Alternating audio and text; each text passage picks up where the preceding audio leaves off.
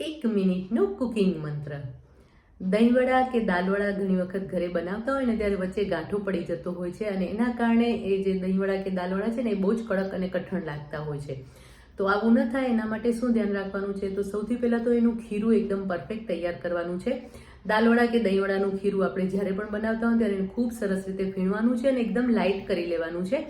અને પછી જ્યારે પણ આપણે એને તળવા માટે તેલમાં લેતા હોય ને ત્યારે તેલનું તાપમાન પણ ખૂબ જ અગત્યનું છે. તો તેલ જો વધારે ગરમ હશે ને તો શું થશે કે બહારનું પડ છે એ ઝડપથી કૂક થઈ જશે અને અંદરનું પડ છે એને કૂક થતાં વાર લાગશે એટલે ગાંઠો પડી જતો હોય છે. પ્લસ ખીરું વધારે ઢીલું હોય ને તો પણ આવો પ્રોબ્લેમ થતો હોય છે કે ખીરું વધારે ઢીલું હોય તો બહારનું પડ છે એ ફેલાઈ જાય છે અને એના કારણે અંદર ગાંઠો રહી જતો હોય છે. તો તાપમાનનું ખૂબ ધ્યાન રાખવાનું છે કે મીડિયમ ફ્લેમ પર જે પણ દાલવડા કે દહીંવડા આપણે તળીએ ત્યારે એને મીડિયમ ફ્લેમ પર તળવાના છે.